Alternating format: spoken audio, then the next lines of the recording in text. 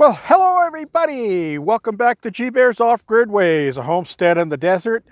Today is, oh my gosh, I think it's April 11th, 2020. And we're looking at the pond right now, and it has receded a little bit. You can see it's gone back there. It's probably dropped about 8 inches, but it's holding better than it has been. So a lot of clay must have come down on this last run, and I can see it right there. It's looking pretty slimy. So yeah, there's a lot of clay in there.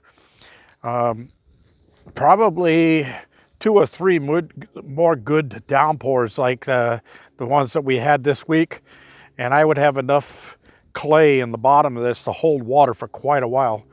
But I'll keep you updated on it for as long as it holds water, and we'll see how long it takes for it to dissipate. Today's a beautiful day, just clear blue sky, sun shining, warm. I'm walking around, shorts and t-shirt. Have been out all day like this, and I've got some work done, so I'm going to take you over and show you what I did. Now, while I'm walking over that way, the rain that I was supposed to get yesterday never did materialize. And oh yeah, I gotta put this in the camper trailer, put it up for sale, and see if I can get that off of here. So anyway, what was I saying? Oh, who knows? Oh yeah, I went down to the post office today to mail a package, and there was a line all the way outside of the post office, and it took me 2 hours just to get into the post office to mail a letter or mail a small package. And then once I got up to the window, I was done in 3 minutes. Okay, just totally ridiculous. If you haven't got a better reason to not go out, that's a good reason. You know, just go and stand in line for 2 hours to mail a letter. Jesus. You know, they could have had 2 or 3 windows open, but no, one window open. Everybody there, packages mailed to them because nobody's going out shopping. They're getting everything delivered. So they got packages coming in. Everybody's in line waiting to get packages. So the people that are in there in line just to mail a letter, a 3-minute window thing, are standing in line with people who are getting packages. And each one of them is taking anywhere from 5 to 8 minutes to get whatever they need. It depends too. You know, sometimes they can't find the package. They got to look through a pile of stuff in the back room. Just totally ridiculous. All right, so over here, I was doing some work today. Now this is going to be the chicken run extension. So for right now, I need to go pick up some more wood because this is all the wood I had in stock. So I got this done, and I made it 5 feet tall. I have to duck down just a little bit to go in here, but that's okay. I notched the 2x4s and put them around the other one. This one, I notched it so it fits on both sides of the 2x4, so it'd be a nice strong bond there. And then I've got some chicken wire here, and all of those pieces of chicken wire, I got loads of those. Those are from when I had my orchard outside on the other side of the containers before the squirrels destroyed them. And I had those around all of the trees. It didn't help. So I'm going to, they were in round pieces, so I've opened them up and laid them out, flattened them out a little bit. And I'm going to put those on, and I don't like these large holes. The birds get through these without a problem.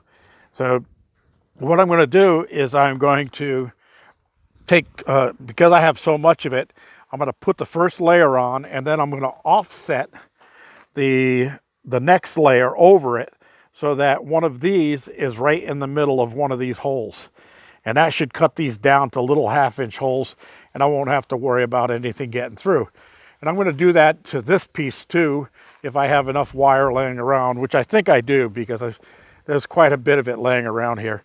Now that stuff is a little bit smaller. That's only a 3/4 inch opening. And I'm going to put that on the roof of this temporarily, because I am going to end up putting a maybe a small gable roof on here with a little peak on it. And that'll keep the rain out of this area, so I don't have to worry about washouts.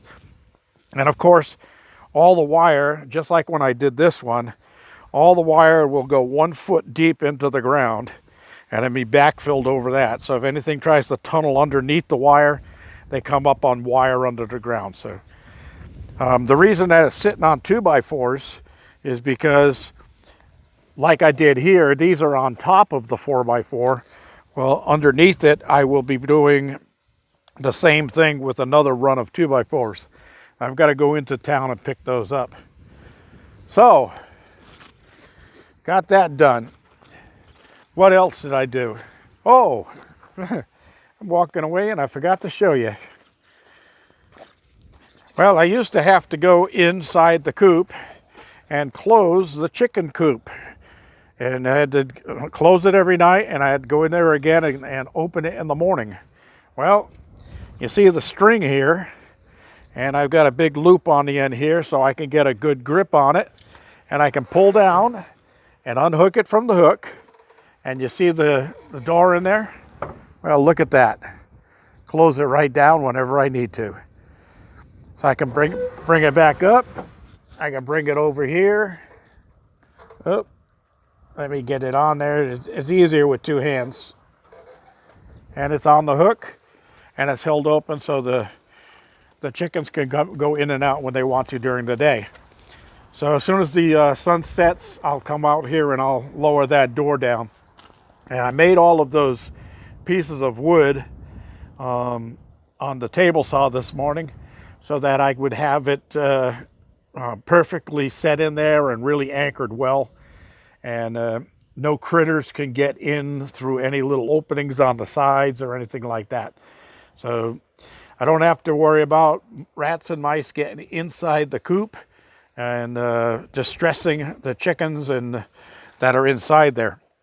Now, when I do this one, I'm going to set this all up, and I'm going to move that little chicken coop out of there because I won't need it inside of there anymore. That'll probably get used when I start hatching my own eggs and getting my own little baby chicks. That'll be where I'll let them grow up a little bit. This one is going to end up being for the chickens that I'll be getting on Monday, 2 days from now. And what I plan on doing is I'm going to take this box and I'm going to turn that box into a small coop that'll go inside of this run. And I'll probably have it mounted in between these 2 outer poles here and then wired on both sides. And if I set it up right, it's got a door on the top, but I'll put a hinge on there and I'll set that as the outside part of it so I can pop it open and clean that coop out when I need to. And I'll put another one of these sliding doors just like this on the same one so the new chickens can grow up. Now, this metal on the bottom here, I will cut it off at this point or bend it, one of the two, and I'll bring that around to go over to here. And I've got a couple more pieces. I think I have enough to go all the way around the bottom of this one. So I'll have the same protection at the bottom of this. Same thing with the barbed wire. It will, I'll take the brackets off of there, and that's going to go around the outside of this also. So I'll have that protection going all the way around this coop. And then, when these hens grow up a little bit, what I'll do is I'll open up the wire that's between the two so it becomes a full-size run. And then the little coop can come into this run on this side for future use, or it can be put away for when it's not needed, things like that. And then all the chickens will have an extra large run because I made this one 16 feet long, but they got an extra 4 feet under the coop. So there's actually 20 feet of run, and it's 8 feet wide. This one is 8 by 8. So it's going to give them a 16 this way, and a 16 this way with under the coop and all of that. So they'll have plenty of running around room. It'll be great for them. All right, so that's what I did today, and I do have to get the wire onto this thing as soon as possible. So I'll probably run into town tomorrow and get the 2x4s I need so I can get the rest of this done. And I should have this done by this weekend. So on Monday, when the new chickens get here, they're going to have their own little run area here with their own little coop. And they're going to have a place to grow up and get happy. And they'll be able to look through the wire at the other chickens, and the other chickens will be able to look through the wire at them, and they'll get used to each other before I actually cut it open and let them go back and forth through here. And then I'm thinking that down the line, the wire that I cut out of here, I'm going to mount that onto two screens like that I can just reinsert in between the 2x4s. So anytime I need to separate some chickens out, I could just close off this area on the inside, let these chickens be separate from the ones on the other side. So, you know, sometimes one gets picked on, you want to get separated out. So that's what I'll do with that. All right, so I'm going to go inside, get myself a cold one. I'm going to have sirloin with a baked potato tonight because it was on sale, and I decided, well, I could use one of those. And I'll make some mushroom and onion in brown gravy so that I can cover that, my steak in that. You know, it's nothing like having a steak without smothering it in some good mushroom and onions gravy.